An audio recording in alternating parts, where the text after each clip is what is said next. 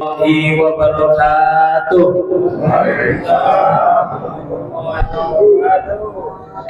Alhamdulillahillazi hadana lihadza wa ma kunna linahtadiya laula an hadanallah. Wassalatu wassalamu ala sayyidina muhtar wa ala alihi wa ashabihi al-ahyar. Allahumma salli wa sallim wa barik ala sultani waqtillah wa sahibi taji kamali sifat sayyidina wa maulana Muhammadin al-Mustafa wa ala alihi wa sahbihi adada ma fila ilaha illallah wa ba'du fa'lamu masirul ikhwan ja'alanallahu wa iyyakum minaz zakirina lahu katsira wa minal ladzina la tulhihim amwaluhum wa la auladuhum an dzikrillah. Allahumma iftah lana bi futuhil arifin. Allahumma iftah lana bi futuhil arifin. Allahumma iftah lana bi futuhil arifin. Bi barakati wa karamati sayyidi sahabat sahibul wa fatajul arifin wa dasul al-Fatihah. Bismillahirrahmanirrahim. Alhamdulillahi rabbil alamin arrahmanir rahim maliki yaumiddin. Iyyaka na'budu wa iyyaka nasta'in ihdinas siratal mustaqim. Siratal ladzina an'amta 'alaihim ghairil maghdubi 'alaihim waladdallin. Yang sama-sama kita hormati, kita muliakan pengurus DKM Masjid Al-Iman Mukarram Bapak Haji Hamdan beserta seluruh jajaran pengurus lainnya, pimpinan wilayah kita, Bapak Ketua RW Al-Mukarram Bapak Haji Sri Mulyono, para asatidz, para tokoh masyarakat, para hadirin hadirat Bapak Ibu, hamba-hamba Allah umat Nabi Muhammad Sallallahu Alaihi Wasallam yang berbahagia. Bapak Ibu, apa kabarnya pada malam hari ini? Alhamdulillah ya. Mudah-mudahan semuanya dalam keadaan sehat walafiat, dalam perlindungan dan kasih sayang Allah Subhanahu wa Ta'ala. Nah, kemudian karena kita masih di bulan Syawal, walaupun sudah di penghujungnya, sudah di tanggal 26 Syawal, namun memang di mana-mana di bulan Syawal ini masih marak yang orang memperingati atau merayakan halal bihalal. Walaupun istilah halal bihalal ini nggak ada di kamus orang Arab ya. Halalun bihalalin itu mereka bingung apa maksudnya halalun bihalalin atau kita sebut dengan halal bihalal, karena ini memang bukan istilah yang ada dalam tradisi mereka. Ini merupakan hasanah murni dari ulama Indonesia, Kiai Haji Abdul Wahab Hasbullah. Jadi pencetusnya memang beliau ya. Ketika sekitar tahun 50-an, Bung Karno ingin menyatukan para politisi yang saling berpecah belah. Kemudian beliau ingin semua politisi berkumpul dalam sebuah acara yang unik atau yang belum pernah terjadi. Maka kemudian minta saran kepada Kiai Haji Abdul Wahab Hasbullah. Lalu kata beliau, kasih aja nama acaranya halal bihalal, agar para politisi yang ketika itu terjadi gesekan, terjadi perpecahan, terjadi keretakan, terjadi ganjalan-ganjalan, kemudian saling dirilis, saling dilepas, saling dihalalkan begitu. Maka kemudian tadi saya katakan karena di mana-mana masih marak halal bihalal, maka kami sampaikan ucapan yang juga sering diucapkan dalam acara tersebut, yaitu ucapan taqabbalallahu minna wa minkum taqabbal yang karim. Ini ucapan yang memang yang biasa dilakukan oleh para sahabat ketika selesai melakukan ibadah puasa di bulan Ramadan. Jadi di bulan Syawal ketika mereka saling bertemu, ini ucapan yang disampaikan oleh para sahabat Nabi. Namun kemudian di tengah masyarakat kita yang lebih sering justru atau ucapan minal aidin wal faizin ya. Walaupun kemudian saya lihat banyak pengucapan dan penulisan kadang yang salah. Ada yang disebut minal aizin pakai zal, ya. Harusnya minal aidin itu pakai dal. wal faizinnya pakai zai, ya. Dan kemudian sudah kadang salah tulisan, salah juga memaknainya, mengartikannya. Biasanya Bu kalau disebut minal aidin wal faizin artinya apa Bu? Mohon maaf lahir dan batin, begitu ya Bu. Umumnya di mana-mana begitu. Padahal maknanya bukan mohon maaf lahir dan batin. Sepertinya ini orang-orang atau kaum muslimin terpengaruh dengan di Indonesia terpengaruh dengan lagu Bimbo atau dulu lagu tahun 60-an ya. Minal aidin wal faizin, maafkan lahir dan batin, selamat para pemimpin, rakyatnya bertambah miskin. Oh enggak ya, rakyatnya makmur terjamin, ya alhamdulillah. Jadi sebenarnya minal aidin wal faizin ini penggalan doa yang cukup panjang. Ya, doanya tersebut kalau secara lengkapnya bunyinya begini: ja'alanallahu wa iyyakum minal aidin wal faizin wal maqbulin wa antum bi khairin fi kulli amin. Jadi ja'alanallahu wa iyyakum, semoga Allah menjadikan kami dan Anda sekalian minal aidin, orang yang kembali kepada Allah, wal faizin, orang-orang yang beruntung, orang-orang yang sukses, wal maqbulin, orang-orang yang diterima ibadahnya oleh Allah, wa antum bi khairin, dan Anda sekalian dalam kebaikan fi kulli amin, sepanjang tahun. Masya Allah ya, doanya bagus sekali ya. Ini sebenarnya penggalan doa, akhirnya sering dilafazkan hanya sepenggalnya saja, minal aidin wal faizin. Jadi maksudnya minimal kita saling mengucapkan doa menjadi orang yang kembali dan orang-orang yang sukses. Padahal kalimat berikutnya gak kalah penting, wal maqbulin, yang diterima. Ini kan senada dengan ucapan para sahabat tadi, taqabbalallahu minna wa minkum. Semoga Allah menerima ibadah kami dan Anda sekalian, begitu. Namun kemudian timbul pertanyaan, kita berdoa agar ibadah kita diterima Allah, tapi kita tahu nggak sebenarnya ibadah kita lakukan kemarin tuh diterima atau nggak kira-kira sama Allah? Ibadah kita puasa selama sebulan. Pertama adalah kriteria pertama ada al-halawah. Ketika melakukannya itu ada rasa manis, rasa nikmat ketika melakukannya. Jadi kalau kemarin selama sebulan puasa itu melakukan puasa, melakukan sholat qiyam Ramadan atau tarawih, terasa beban, terasa malah apa ya, nggak dirasakan kenikmatannya, maka kita nggak lulus nih kriteria pertama. Jadi ketika puasa, keluh kesah dan berasa beratnya dan semerasanya itu tidak dirasakan kenikmatannya, berarti nggak lulus kriteria yang pertama. Yang kedua, kata para ulama, indikator ya, ini tentu maksudnya ketika kita sudah selesai melakukan ibadah, lalu kita pengen tahu nih ibadah yang kita lakukan itu diterima atau enggak, ya. Tadi yang pertama kita cross check ketika melakukan itu ada al-halawah atau tidak, ada rasa nikmat atau tidak. Yang kedua, kita menganggap ibadah kita itu kecil atau al-istisghar, memandang ibadah yang telah kita lakukan itu bukan sebuah prestasi kita. Jadi kita tidak merasa untuk membangga-banggakan, tidak perlu membangga-banggakan. Ada sebuah makalah dari Ibnu Ajibah ya, dalam kitab Syarah Hikam, beliau mengatakan al-ibadah idza sugirat kaburat wa idza kubirat soburat. Jadi ibadah itu kalau dianggap kecil dia bernilai besar. Kalau dia dianggap besar, di sisi Allah bernilai kecil. Ini maksudnya ibadah yang sudah kita lakukan, bukan ibadah yang belum. Kalau ibadah yang belum, nanti malah nggak mau melakukan ibadah kalau kita memandang kecil ibadah.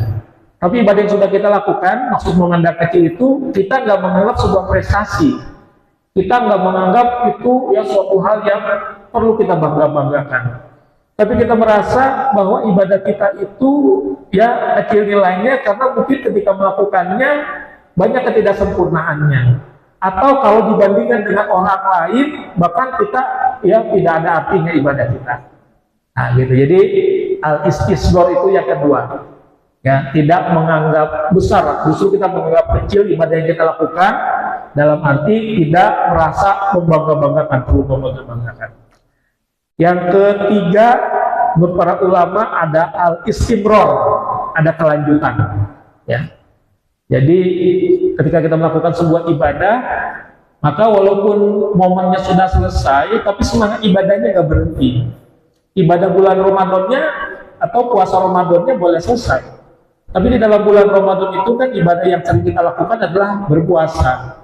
Maka kemudian walaupun sudah tidak ada kewajiban lagi puasa di bulan Ramadannya, maka di bulan selanjutnya kita masih senang puasa. Walaupun sifatnya puasa sunnah. Ya, senang qiyamul lail, senang baca Al-Quran. Jadi ada al-istimror. Ada sebuah makalah juga dari seorang ulama namanya Syekh Ibnu Rajab Al-Hambali yang beliau mengatakan, innallaha idza taqabbala amala abdin waffaqahu li amalin sholihin ba'dahu. Sesungguhnya jika Allah akan menerima amalan seorang hamba, maka Allah akan memberikan taufik kepadanya untuk melakukan amal soleh setelahnya. Jadi itu indikatornya, ya. Jadi kalau kita ingin tahu nih ibadah puasa kita kemarin selama 1 bulan diterima atau enggak, setelah bulan Ramadan selesai, ya kita masih senang berpuasa. Apakah kemarin kita sempat melakukan 6 hari puasa di bulan Syawal, lalu kita lanjutkan mungkin dengan puasa Senin Kamis, atau puasa 3 hari di pertengahan bulan, Ayyamul Baid, atau bahkan puasa Daud, sehari puasa sehari tidak. Ini indikator, ya.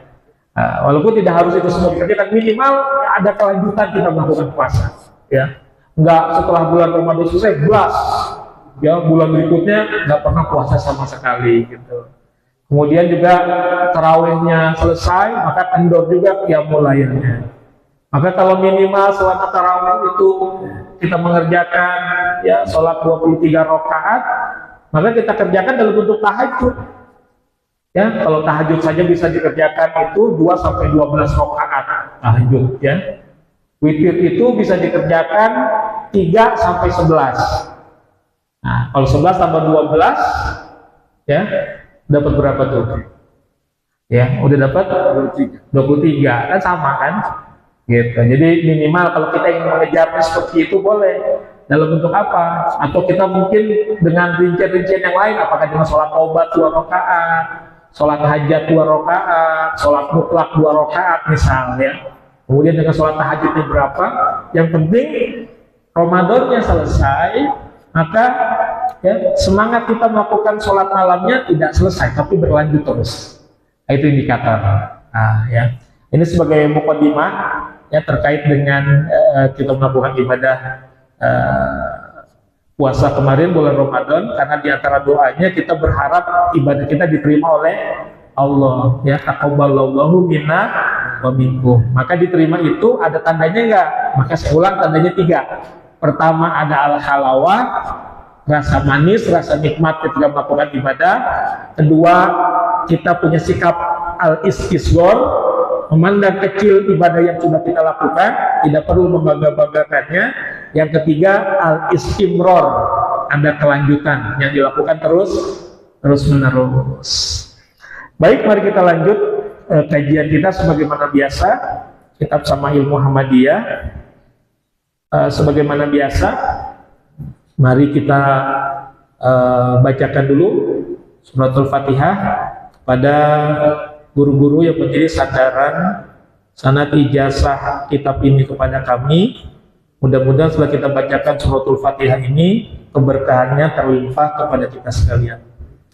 Ila hadratin Nabi Mustafa Sayyidina Muhammad sallallahu alaihi wasallam, ila hadrati Sultanul Auliya Sayyidi Syekh Muhyiddin Abdul Qadir Al-Jilani Sayyidi Syekh Ahmad Sahibul Abatajul Arifin Qaddasallahu alaihi wasallam, bi barakatihim wa karomatihim ala hadihi hadrati Imam Abi Isa Muhammad bin Isa At-Tirmidzi radhiyallahu anhu, hadrati Syekh Rasulullah Tabi'iyah Mustafa Yakum radhiyallahu ya Ustaz Ar-Razi Hasim. Syulillahi lahumul Fatihah. Bismillahirrahmanirrahim. Alhamdulillahi rabbil alamin arrahmanir rahim maliki yaumiddin. Iyyaka na'budu wa iyyaka nasta'in ihdinas siratal mustaqim. Shiratal ladzina an'amta 'alaihim ghairil maghdubi 'alaihim waladdallin. Kita di bab 22 adab makan Rasulullah Shallallahu Alaihi Wasallam. Mari kita simak hadisnya. Bismillahirrahmanirrahim. Hadatsana Hasan bin Ali Al-Qalal qal hadatsana Affan qal hadatsana Hamad bin Salamah an Sabit an Anas qal kana Nabiyyu sallallahu alaihi wasallam iza akala ta'aman laiko asabi'ahu salasi. Hasan bin Ali Al-Khalal bercerita kepada kami, ia berkata, Affan bercerita kepada kami, ia berkata, Hamad bin Salamah bercerita kepada kami, dari Sabit, dari Anas, ia berkata, jika Nabi Shallallahu Alaihi Wasallam selesai makan suatu hidangan, beliau menjilat ketiga jarinya. Maka hadis ini di dalam kitab ini berarti diriwayatkan oleh Imam Tirmizi, tapi juga diriwayatkan oleh Imam Muslim. Ya, jadi ini kitabnya semuanya periwayatan oleh Imam Tirmizi, tapi hadis ini juga diriwayatkan oleh Imam Muslim. Hadis yang kedua,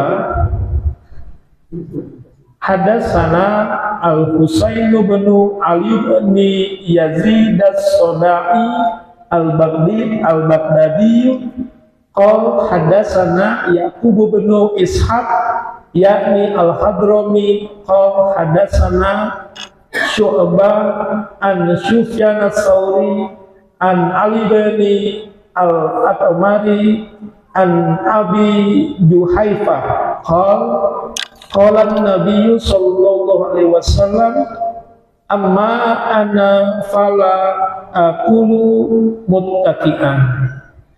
Husain bin Ali bin Yazid as-Sudai al-Baghdadi bercerita kepada kami, ia berkata, Yaqub bin Ishaq yakni Al-Hadrami bercerita kepada kami, ia berkata, Syu'bah bercerita kepada kami dari Sufyan as-Tsauri, dari Ali bin Atmar, dari Abu Juhaifah, ia berkata, Nabi Shallallahu Alaihi Wasallam bersabda, adapun aku tidak akan pernah makan dengan bersandar.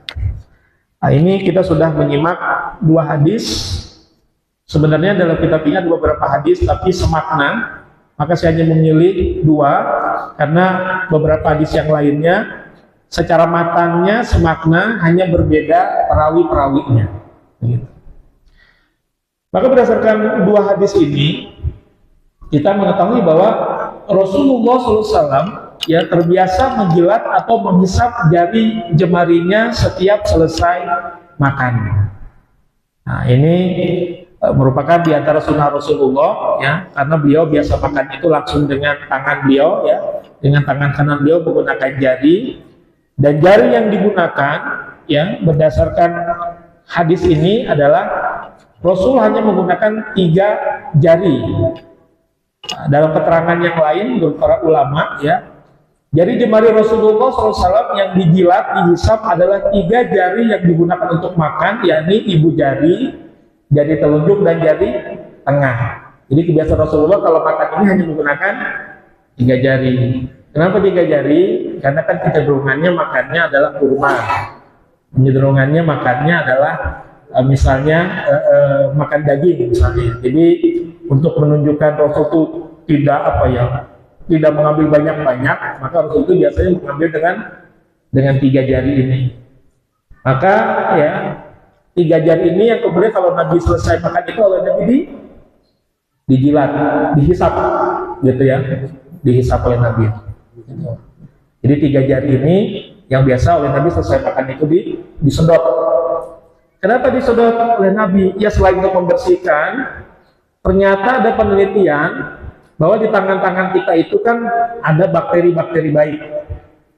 Ada bakteri-bakteri baik, yang bakteri baik itu berguna untuk pencernaan.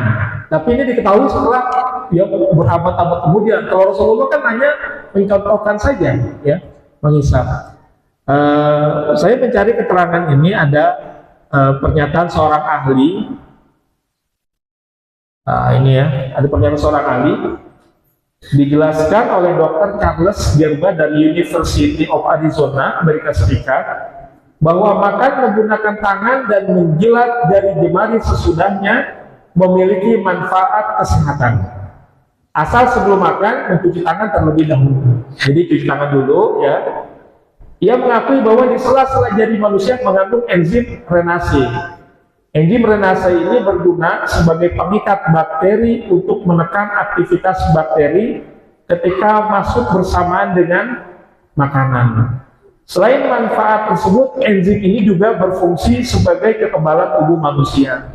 Tangan yang setiap hari memegang benda-benda dapat mendatangkan kuman, dan bakteri di sinilah enzim ini bekerja sebagai kekebalan tubuh manusia. Nah, karena kan kita biasa megang apapun, ya, maka di tubuh kita kemudian pasti menempel bakteri, lalu bakteri ini kemudian menimbulkan enzim renase tadi. Ya, jadi terbukti. Makanya saya pernah melihat juga di YouTube ketika masa COVID, pandemi COVID itu kan biasanya kita ada 3M ya, menjaga jarak, kemudian mencuci tangan, memakai masker. Ketika itu banyak diminta untuk menggunakan antiseptik. Nah, tapi saya melihat sebuah tayangan di YouTube, ada seorang syekh dari Mesir yang beliau juga seorang dokter, namanya Syekh Yusri. Jadi beliau seorang syekh, beliau seorang ulama, tapi beliau juga seorang dokter. Maka ketika itu kata beliau, kata Syekh Yusri, ya, disarankan agar kalaupun mencuci tangan, kata beliau jangan menggunakan antiseptik, cukuplah menggunakan sabun saja. Kenapa? Kalau menggunakan antiseptik, kan tujuannya ketika itu kan akan menghancurkan virus, ya, menghancurkan virus. Padahal kata beliau, hanya dengan sabun saja virus itu akan rusak. Kalau kita cuci tangan pakai sabun, virusnya akan rusak. Tapi kalau menggunakan antiseptik, maka ya virusnya rusak, bakteri-bakteri baiknya juga mati. Jadi kalau kita cuci tangan hanya pakai sabun saja, maka virusnya rusak, tapi bakteri baiknya enggak, masih kuat ya, masih bertahan. Karena kan kalau yang namanya bakteri itu dia bisa hidup di alam, beda sama virus. Virus itu harus hidupnya ada medianya yang masih ada unsur hidup manusianya. Misalnya air liur ya. Ketika air liurnya kering, maka virusnya hilang, sudah rusak. Karena virus itu sebenarnya tidak bisa disebut sebagai makhluk hidup. Dia hanya mikroorganisme. Virus itu nggak bisa memperbanyak dirinya sendiri, beda sama bakteri. Jadi virus itu yang memperbanyak sebenarnya diri kita sendiri. Ketika virus masuk ke tubuh kita menganggap virus itu protein. Maka kemudian oleh tubuh kita diperbanyak. Jadi sebenarnya virus tidak bisa memperbanyak dirinya sendiri. Yang memperbanyak virus justru adalah tubuh kita yang menganggap dia sebuah protein. Beda sama bakteri. Kalau bakteri itu makhluk hidup. Makanya bakteri itu ya bisa hidup di mana saja, bisa di air, bisa di mana di tangan kita atau di benda-benda di udara bisa. Nah, itu. Jadi bakteri itu bisa membelah diri. Satu menjadi dua, lalu yang ini pecah lagi begitu. Tapi berarti dia berkembang biak. Nah, itu bedanya bakteri sama virus. Jadi kalau virus itu sebenarnya bukan makhluk hidup, dia hanya mikroorganisme, ya. Dia menjadi banyak yang memperbanyak justru tubuh kita sendiri. Nah, itu bedanya. Maka kata Dr. Yusri begitu, cukuplah cuci tangan saja pakai sabun. Nah, kalau pakai sabun kan susunan DNA atau RNA-nya virus kan rusak tuh. Nah, maka dia tidak bisa lagi diperbanyak oleh tubuh kita. Tapi kalau bakteri hanya dengan sabun, memang dia masih bertahan. Khususnya bakteri baik. Nah, karena tadi kita sudah cuci tangan sebelum makan, berarti kan di tangan kita ada bakteri baiknya, lalu kita makan, ya. Setelah kita makan, maka Rasulullah itu kebiasaannya tadi menyedot, maksudnya membersihkan sisa-sisa makanan. Tapi kemudian ternyata tadi ada manfaatnya buat pencernaan. Ya, ketika dihisap itu, kemudian kan terbawa masuk ke dalam tubuh. Nah, kemudian bakteri-bakteri baik ini ikut membantu pencernaan di dalam tubuh kita.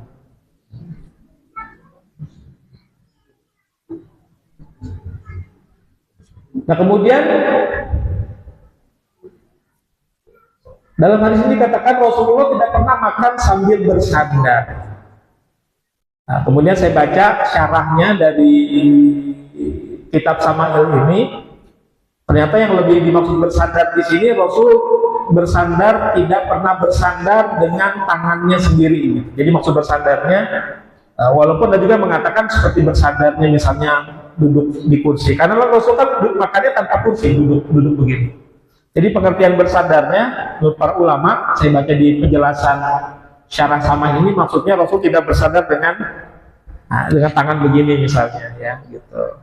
Ya, jadi tidak semata-mata ketika duduk misalnya di kursi bersandar, gitu. Tapi yang dimaksud bersandar dengan tangannya sendiri. Jadi atau bersandar ke depan, ya bersandar misalnya begini atau begitu. Jadi tidak bersandar. Jadi makan itu memang tegak. Rasul biasa duduknya tegak, dan duduknya itu seperti duduk, kalau pendapat yang umum mengatakan seperti duduk tawaruk, tapi ada juga mengatakan para ulama yang mencontohkan Rasul itu duduk seperti yang sekarang perhatikan, kaki diangkat satu, kanan atau kiri biasanya Pak. Kalau teman-teman jamaah tabligh biasanya kanan atau kiri? Kanan ya, kanan begini ya, diangkat satu, gitu.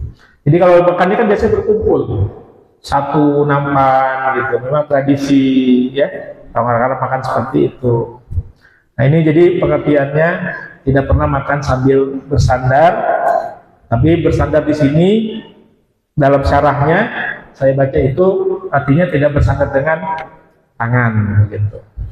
Walaupun juga secara medis, secara kedokteran, makan kalau kita bersandarnya bahkan badan terlalu miring, ini bisa memunculkan apa ya, fluks asam lambung.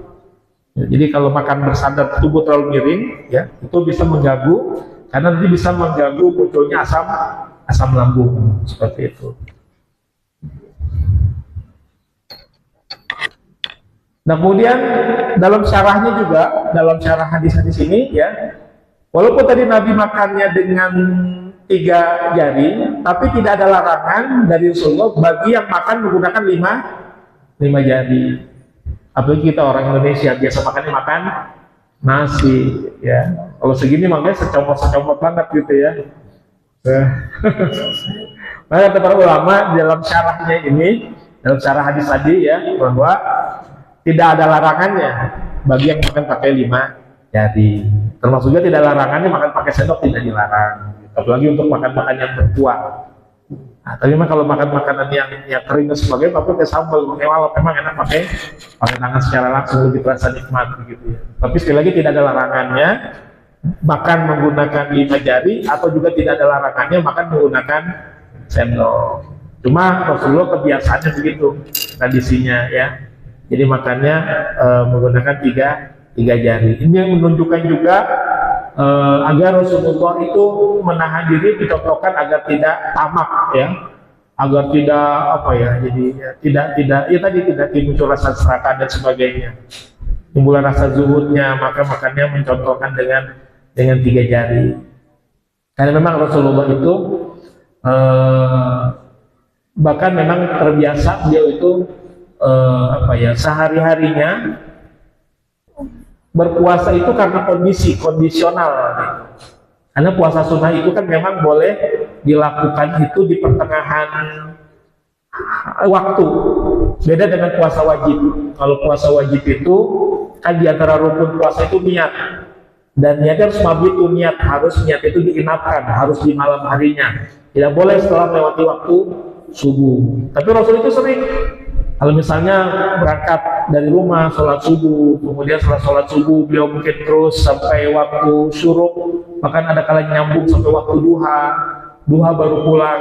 Walaupun memang rumah Rasulullah kan nempel dengan Masjid Nabawi, tapi ketika pulang ke rumah ternyata tidak ada makanan di rumah, maka Rasul langsung niat berpuasa. Itu Rasulullah biasa terlatih untuk mengendalikan hasrat terhadap hasrat untuk makannya, syahwatul batninya gitu. Jadi sering ditahan sedemikian rupa ya. Maka ketika tidak puasa pun Rasul begitu ya. Ketika tidak puasa pun untuk menekan hasratnya, maka untuk menekan sifat tomaknya, maka disimbolkan dengan makan pun dia hanya sedikit ya. Bahkan berbuka puasa juga kan begitu, hanya dicukupkan dengan minum air putih dan 3 kurma. Nah, kita juga begitu kan? Ya, air putih, 3 kurma, 3 lontong, 3 gorengan. Kalau kita teman-temannya banyak. Kalau Rasul benar emang hanya air putih dengan 3 kurma. Nah ini ya, jadi di antara adab Rasulullah ketika makan terkait dengan posisi sikap duduknya beliau dan juga memakan ketika menghisap jari.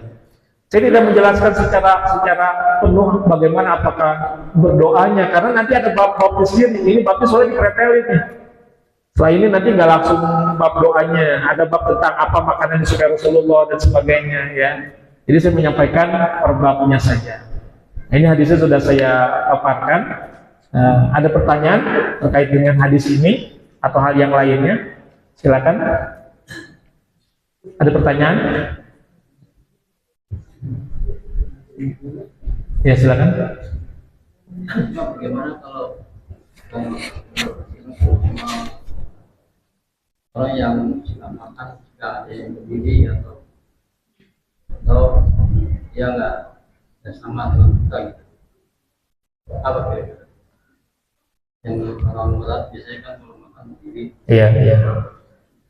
Memang ada hadis nabinya, ya, walaupun kaitan dengan minum, tapi termasuk makan juga dilarang. Hadisnya kan layas robana ahadumikum qaiman. Janganlah salah seorang dari kalian minum dalam keadaan berdiri. Jadi minumnya saja dilarang, apalagi makannya, gitu. Ya, jadi dan tapi biasanya kaum muslimin lengahnya kalau pas kondangan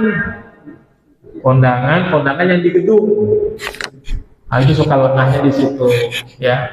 Karena umumnya kalau orang kondangan di gedung makannya berdiri. Tapi alhamdulillah ya saya dari dulu, dan saya sengaja mencontohkan anak saya sejak anak saya waktu itu masih kecil ya, sejak dia masih TK sampai di SD, kalau pas saya ajak kondangan, walaupun agak susah payah kadang saya mesti nyari tempat, ya apakah bahkan keluar dari gedung, maka saya duduk di sound system sama dia gitu ya, atau di mana tempat. Saya pengen nyontohin dia bahwa makan itu jangan berdiri. Maka ya alhamdulillah sampai sekarang ya, walaupun sering dapat undangan-undangan di gedung-gedung, tapi saya berusaha untuk tidak makan berdiri. Dan alhamdulillah tidak pernah makan berdiri, karena sengaja saya makan di pojokan. Kayak saya duduk pojokan, saya duduknya ngedeprok sila begini. Walaupun kata orang-orang ngeliat bodoh amat, saya cuekin aja gitu. Boleh dianggap aneh gitu kan. Maka saya pernah sekali-kalinya ketika saya lagi kondangan di Bidakara, ketemu teman saya dari Jogja, orang Jogja, Ustadz juga dia. Pas saya lagi punya kelinguk, ngeliat dia lagi duduk ngedeprok, saya samperin, buat demen yang kayak gini nih, orang Jogja padahal dia. Padahal biasanya kan orang suka jaim gitu ya. Dia ngedeprok, saya temenin, tapi dia duduk di pojok tuh begitu. Itu waktu di Bidakara di gedung gitu kan. Jadi alhamdulillah saya sampai sekarang kalau di gedung pun nggak pernah makan berdiri, karena kesannya sepele.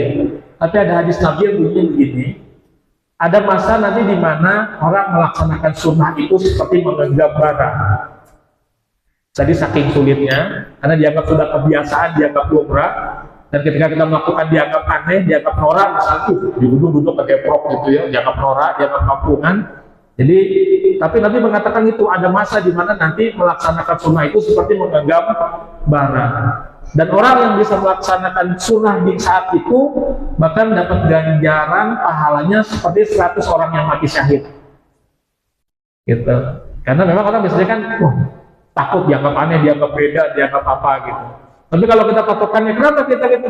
Nah, karena kita, Nabi melarang jangan makan sambil berdiri. Yang hadisnya sih minum, layas robana ahadumikum qaiman. Janganlah kalian minum dalam keadaan berdiri. Maka dikaitkan antara ulama, minum aja nggak boleh, apalagi makan. Dan secara kesehatan, kalau minum sambil atau makan sambil berdiri, ya tadi dia tidak mengaktifkan termasuk asam lambung dan sebagainya, itu nggak bagus dan sebagainya ya. Jadi nanti ada bermasalah dengan pencernaan ketika makan sambil berdiri. Jadi harus duduk. Jadi tetap kita ikutin Rasulullah ya. Walaupun tadi di gedung-gedung seperti undangan ya, kalau bisa usahain jangan berdiri. Dari tempat di pojokan atau di mana mau ngedudukin sound system sih, yang penting kita duduk begitu. Demikian Pak. Ada lagi yang lain silakan. Ya Pak silakan. misalnya karena penggunaan sendok ya sejak kapan dan bahwa benar itu ada pemilihan mungkin penggunaan sendok yang diterapkan sampai sekarang. Nanti di bab ini ada juga peninggalan Rasulullah, pernah juga ada Rasulullah pernah ada tentang bentuk sendoknya, tapi dari kayu dan sebagainya. Gitu. Mungkin untuk makan yang berkuah gitu ya. Jadi Rasul pernah nggak makan pakai alat? Pernah. Karena pasti pernah juga makan yang berkuah gitu. Tapi bentuk sendoknya bukan sendok dari logam. Gitu. Jadi ada bentuk seperti peninggalan Rasulullah itu dari kayu atau bagaimana bentuknya seperti sendok. Jadi memang kalau memang yang menggunakan logam seperti kan orang-orang Belanda yang menggunakan. Tapi memang makan dengan sendok pun mungkin orang-orang zaman kita pun para raja-raja juga, para raja-raja Majapahit, raja-raja ya Sriwijaya, raja juga pasti juga mereka punya peralatan makan. Jadi secara nenek moyang kita bahkan sebelum Belanda juga mungkin sudah ada bentuk-bentuk yang makanan itu ya dari zaman itu. Tapi ini namanya budaya. Tidak menjadi sebab, walaupun tadi Rasul lebih banyak makan menggunakan tangan ya, bagi dengan hanya 3 jari, tapi menurut para ulama tidak ada larangannya makan menggunakan 5 jari, termasuk tidak ada larangan makan menggunakan sendok. Ya, kalau secara ini kapan ya mungkin itu yang tahu para ahli sejarahnya, itu kapan diciptakannya, ditemukannya sendok. Tapi jelas mungkin di nenek moyang kita sendiri pun memang sudah makan sebagai raja-raja itu pasti dia menggunakan sendok dan ada alat untuk bantu alat makannya seperti itu. Kira-kira seperti itu Pak. Ada lagi atau cukup? Ya Pak. Assalamualaikum warahmatullahi wabarakatuh. Waalaikumsalam warahmatullahi wabarakatuh. Kan ada sebuah misalnya kita ada sebuah pengajian seperti ini hadir ya, ada satu kelompok kecil misalnya dia hadir dalam satu jemaah seperti ini. Namun demikian kehadiran dia itu tidak untuk mengaji, hanya ngobrol, misalnya sampai atau di mana, mengesampingkan ajaran atau tausiah yang diberikan. Bagaimana hukumnya seperti itu? Terima kasih. Ya, ya memang kalau secara seseorang itu kan nanti membagi berdasarkan porsinya masing-masingnya. Artinya orang yang ketika mengaji menuntut ilmu itu dia memperhatikan 100%, maka dapat ilmunya kan 100%. Ada orang kemudian yang menyimaknya sekian persen, maka mendapatkannya sekian persen ya. Jadi hadir di majelis ilmunya dia dapat rahmat, tapi kemudian ketika melakukan aktivitas-aktivitas yang bahkan mengganggu, ya ada juga saksinya dari sisi Allah Subhanahu. Tapi kalau secara hukum itu ya memang seyogianya kalau memang berniatnya untuk hadir mengaji ya mengaji ya misalnya ya. Tapi kan kemudian setiap orang mungkin ya ada kepentingannya masing-masing. Saya juga tidak bisa menghukumi secara ini ya. Yang jelas seseorang itu akan mendapatkan sesuai porsinya masing-masing tadi. Bagi yang perhatiannya 100%, maka dia mendapatkan limpahannya 100% ya. Baik merupakan mendapatkan limpahan ilmunya, termasuk juga ya tadi ya karena melakukan mengaji itu kan ada adab-adabnya menuntut ilmu, maka semakin bagus adabnya maka semakin berkah ilmunya begitu. Jadi seperti itu kira-kira Pak ya. Jadi kembali kepada masing-masing individu itu dia akan mendapatkan sebagaimana apa yang diusahakannya begitu, apa yang dilakukannya. Nah, kira-kira seperti itu. Cukup? Ya, ya Bu. Ini ada zaman itu. Kita dijelaskan apa manfaatnya sholat mutlak. Apa? Sholat mutlak. Sholat mutlak. Ya sholat mutlak itu pengertiannya sama juga dengan amalan-amalan sunnah yang lain ya. Amalan sunnah yang lain itu prinsipnya ketika kita lakukan semakin banyak, maka semakin membuat kita semakin dekat dan cinta oleh Allah Subhanahu Wa Taala. Jadi sebut sholat sunat mutlak itu sholat yang kita lakukan tidak terikat dengan dengan situasi kondisi apapun, tidak terikat dengan waktu, tidak terikat dengan tempat. Kita mengucapkan sholat sunat mutlak itu sebenarnya tanpa kata sholat sunat mutlak cukup segini. Usolli sunnata lillahi Allahu akbar. Maka itu termasuk sholat sunat mutlak. Sengaja aku sholat karena Allah, Allahu Akbar. Jadi benar-benar sunnah mutlak itu sebenarnya tidak perlu sebut usolli sunnatal mutlak. Walaupun boleh kan disebut begitu, boleh. Tanpa disebut itu boleh nggak? Boleh. Sekedar usolli sunnatal lillahi ta'ala, Allahu Akbar. Dan sholat mutlak ini menurut para ulama itu nggak ada batasannya. Gitu. Jadi kita mau melakukan berapa rakaat pun boleh. Bahkan menurut para ulama boleh dilakukan sekian rakaat pun hanya satu salam. Misalnya kita pengen 10 rakaat nih sekaligus satu salam, boleh nggak? Boleh. Walaupun Nabi sering mengatakan kalau sholat malam itu sholatul lail masna. Sholat malam itu 2 rakaat. Takutnya kita ngejar 10 rakaat satu salam nih. Di rakaat ke-8 batal buang angin, kan gak dapat tuh. Sayang. Mendingan 2 rakaat salam dapat nilainya. Sholat 2 rakaat salam dapat.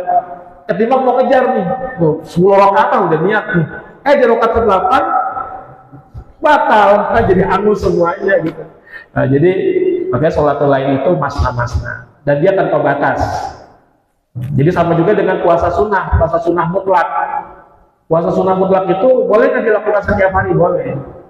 Ya, sekedar kita niat berpuasa karena Allah. Nah, itu jadi. Namanya puasa sunnah mutlak. Jadi dilakukan sepanjang tahun pun boleh. Kecuali hanya 5 hari yang diharamkan. Ya, 2 hari raya dan 3 hari tasrik. Itu kalau puasa sunnah mutlak. Jadi sebut mutlak itu adalah amalan sunnah yang tidak terikat ya dengan kondisi, dengan syarat-syarat tertentu. Pahalanya apa?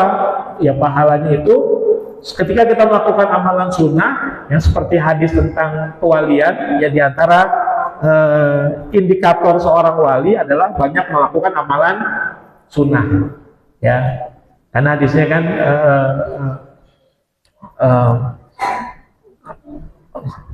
apa di depannya saya lupa tuh,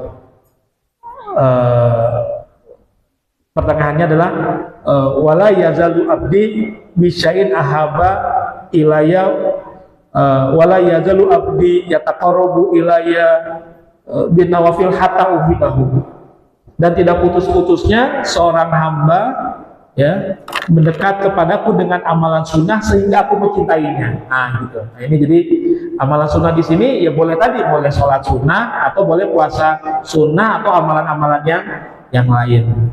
Maka dengan memperbanyak sholat sunnah mutlak maka akan membuat kita semakin dicintai oleh Allah. Dengan sering berpuasa sunnah mutlak akan dicintai oleh Allah atau amalan yang lain. Jadi amalan sunnah yang diperbanyak itu ya tujuannya agar kita dicintai oleh Allah. Nah, kira-kira begitu Ustaz. Ya. Nah, cukup ya. Baik, ini saja kajian pada malam hari ini. Ya, ini adab makannya Rasulullah terkait dengan tadi beliau menggunakan 3 jarinya menghisap, kebiasaan menghisapnya serta duduknya yang tidak bersandar. Adapun nanti adab-adab yang lainnya akan kami sampaikan sesuai dengan babnya, begitu ya. Demikian kajian pada malam hari ini. Terima kasih atas segala perhatiannya. Mohon maaf atas segala kekurangannya. Wallahi tawakkalna wa ilaihi masir. Wassalamualaikum warahmatullahi wabarakatuh.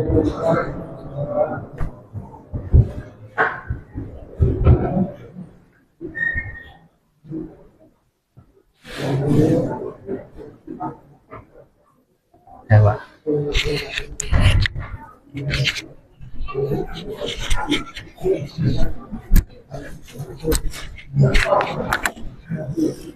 Yang subscribe semoga rezekinya berlimpah, amin.